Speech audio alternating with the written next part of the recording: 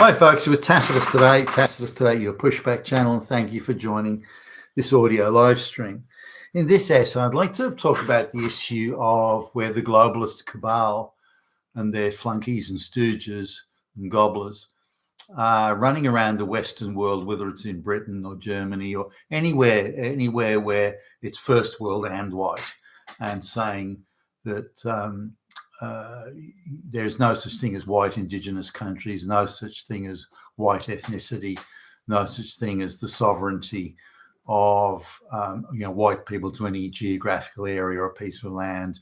No white people have the right to be anywhere and to claim any sort of sovereignty over the land. Now, it doesn't matter whether it's like Germanic tribes have been for many thousands of years in Central Europe. It doesn't matter that the Celtic Anglo-Saxons have been in England and the British Isles for many thousands of years, going back several thousand years. It doesn't matter that the Italians have been in Italy for thousands. No. You're a white first world country, and thus you've been preordained by the globalists to simply be an internationalist economic region or zone, and no one owns it. Financially, we own it, say the globalists, but in terms of ethnicity, race, all that sort of stuff, no one owns it. No one has the right to be there, not to be there. No one has the right to claim ancestry and so on. Now, it doesn't matter if you can trace your ancestors back thousands of years. We're the globalists. We're in charge. We don't give a fuck.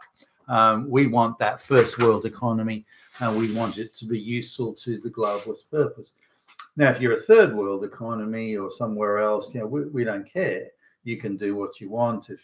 If the Bangladeshis want to claim that they're native to that, the Muslims are native to that area and have been for 1,000 years, or the Indians or the Chinese or the whatever, that's okay. That doesn't matter. It's just the white first world countries that we want to go after, and when we want to have as just internationalist again economic zones. Now, this is of course quite absurd. Why is it only the white people who are getting put through this? Why are all the other races of every type? Why are they being left to pursue what they perceive as their black nationalism, Chinese, Indian, this, that, and that's all good. But when it comes to a white country doing it, Hitler, Nazi, fascist, evil speaker. And so there's obviously a very clear and manifest double standard here. And I'm not that anybody needed that pointed out. But there are some things that I did want to talk about that make the mix a little confusing. In the case of the new world, if we can use that generic term, so we're talking North America and Australia, New Zealand, that sort of thing. In terms of the new world that was colonized by whichever nation had the most advanced technology and organizational structure and capacity, these countries were not, there wasn't an indigenous, as in going back thousands of years, advanced, technically, culturally advanced population. So it's there's a difference there. America, Australia was a melting pot and became multicultural.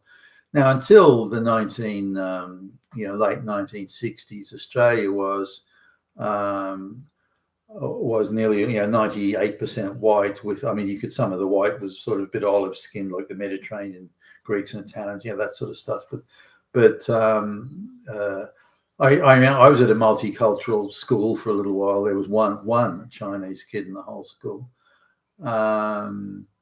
There were 3 or 4 Indians, half a dozen Indians, maybe maximum, all born in Australia, and there was a lot of Arabs, but the rest were all white, and that was in probably the most multicultural area of Australia.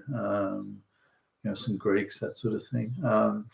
So Australia was more of a melting pot, I guess, in that sense. But the material point is here that all the people coming, not all, but nearly all from Western Europe, particularly the British Isles, was the the program for migration was, it was called, I remember at the time, it's called Bring Out. So people were encouraged that, do you know someone in England or Britain who might like to come to Australia? It could be a relative or, you know, friend of a relative, something like that, some sort of connection here.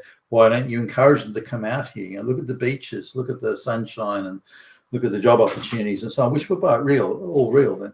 So it was very much focused on a white Anglo-Saxon type immigration, but there were some from, you know, during the Greek Civil War, the communist uprising, some Greeks came and some Italians came and that sort of thing. So, but if you know, the migration was overwhelmingly white Anglo-Saxon, West European Christian, and that was it worked pretty well. The numbers coming in from other places, they did form ghettos. You know, there was the Greek area and the Italian. You know, there was that, the Lebanese area, that did happen, but not to the extent. It wasn't big enough. It wasn't broad enough to just create a situation where the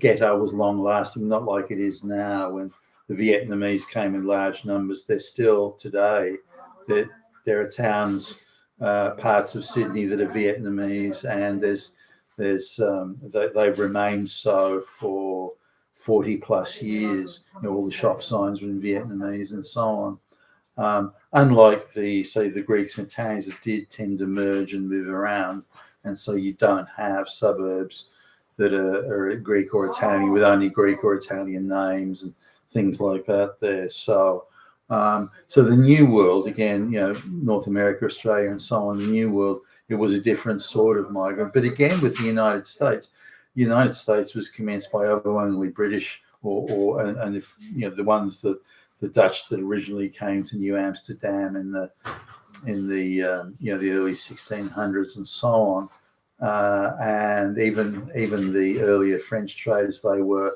overwhelmingly Protestant and white Christian West European. So even there, the foundations were very much. Now, you know, other people came over the years, you know, from Europe, but again, mostly white, mostly Christian. Could be Catholic rather than just Protestant, but that all began to change in the late 60s, and it happened universally right around the Western world. There was a sudden change, and it's hard to believe that this was just an accident or organic in any way. You know, Australia, the United States, Britain, Canada, all at about the same time, they all began to say, well, hey, why don't we bring in a lot of people that are not white, that are not Christian, that are not West European, that are not Anglo-Saxon? Let's start. And that's when the other numbers from, you know, say the South America or Africa and India and so on, that's when the Caribbean, that's when the numbers began to tick up. So we can actually see the clammy, dirty, grubby hands of the globalists even back then. It was just too, you know, way too. There's no coincidence here that within 2 years, Canada, the US, Australia, Britain, and so on all embraced the same mass migration. You know, same. Let's not look at white Anglo-Saxon countries. Instead, they could have, you know, began aggressive programs for having more children, you know, more procreation. But instead, they dropped the procreation thing, introduced, you know, easy divorce, encouraged women to enter the workforce, and thought, okay, that's not a problem. We'll just get third world peasants from Africa and so on. That was never going to be a solution, and it was never going to work. So it's quite clearly was the beginning of the idea of we have to break up the sovereignty of the white countries. That seems to be very much part of their thinking, even back then. So we're talking late 1960s. But also there's a difference, I think, in looking back to say all the frontiers of, you know, Britain and Germany and Europe, and all the frontiers to a very large extent had already been built. Now, after the World War II, there was some rebuilding, you know, a lot of rebuilding from the ruins of the war and so on. And if you look at, say, the German economic miracle, you know, in 1945, Germany had been bombed into, you know, oblivion, but But by 1959, the German economy had already surpassed the economy of Britain. And so it took less than 15 years, not only to rebuild everything, but to produce a modern economic miracle, in my view. Japan went through a similar thing, really. I remember as a kid, the made in Japan meant it was low quality, cheap crap. But within 10 years, 15 years after that, being made in Japan meant reliability, high quality, well-made craftsmanship. So that was achieved in a very short space of time. And the Japanese economy was frequently the second biggest economy, in fact, jostling with Germany a lot of the time, the second biggest economy in terms of exporting high quality manufactured goods. Nonetheless, the new frontiers, when a country's well built up, already built up, as say, Britain, for example, is a classic case, was the new economic frontiers are much fewer. Whereas when pioneers come to a new country, like, say, the United States or Australia, particularly where there are Stone Age people living there, then none of the resources of the land are being used or being developed. Whether this is digging up iron ore or agriculture or anything else for that matter. There's just nothing there. So there are a huge amount of opportunities for people to come in from all walks of life and all different places. Now, there were still differences. There's Lutherans from Germany or Sweden mixing with Protestants from Britain or Catholics from Ireland and this sort of thing. But they were building a new country. Everywhere you look, there were new opportunities, new frontiers, new land, new farming. Everything was a new opportunity, and that was reflected in the type of growth, economic growth, that the United States enjoyed. And as British commentators, industrialists would go to America in the United States in, say the 1920s as an example, or even earlier than that. They would say, their comments all came back that the Americans are the most efficient people in the world. And this is sort of looking at, say, the factories of Henry Ford and the like. But these were all new frontiers, new ideas, new land, new technology. It was all going into a vast melting pot of opportunity, so that the melting pot of people coming in there was coming to the United States that didn't have, not that it weren't frictions, they were, by the way, but the idea was there were so many opportunities and so much there that could be developed and so on, that it made the integration much easier. But today, the integration, racial integration, whatever you like, that's very different. Britain is already a built-up country, so is the United States. So that pioneering aspect is gone. And now you can look at, say, well, pioneering in AI or something, but that's not the same as setting up tens of thousands of farms and factories. Very few people are needed for a very small number of people. So it's not a new frontier that draws in vast numbers of the population. Far from it. So when people are brought in from vastly different cultures, which is now the case, if modern mass migration, and there aren't the equivalent number of green fields, blue sky opportunities, new frontiers, economic and otherwise out there, then you get a very different sort of, instead they're now cannibalizing what's already been built. And that is, as you can imagine, causing a great deal of disquiet amongst the local population. If I look at the purchasing power of my paycheck, how it's gone down over the last few decades, the purchasing power of my paychecks at a such where I could buy with a couple of years' income, or because it was on a decent income, with a couple of years' income, I could buy a new house. That's not the same anymore. I couldn't even dream of that sort of thing, even though my income is better on a purchasing power basis. I'm much poorer than I was 30 years ago on a purchasing power basis. So, and then real estate, of course, being the primary consideration in that purchasing power. So we've got a very different environment. Again, new frontiers as opposed to already established, people of similar culture, not necessarily the same. It didn't mean that the Swedish person coming to America, settling around Minneapolis somewhere, spoke perfect English. They didn't, but they did integrate. Everyone was white, everyone was Christian. It was a pretty easy gig to integrate. And within a generation or so, it was done. That's very different today, where Indians 5, 6, 7 generations on still send back to the village of their ancestors for husbands and brides. It's a very different scenario today, very different people, very different cultures. And, it's not hard to get online on YouTube and to look at all the South American videos or the Indian videos, because you can do translations on many of them now, all that sort of stuff. And they're scathing about white culture and white society and white people. They are just here to loot and nothing else. The West European people coming in, the white Anglo-Saxon Christians, were coming to start a new life in a new land and to be part of that new life, or be part of that new land, that new society. So that's all gone as well. So we're looking at some very different situations here. So I was watching a video from a British politician. I think she's Pakistani or something like that.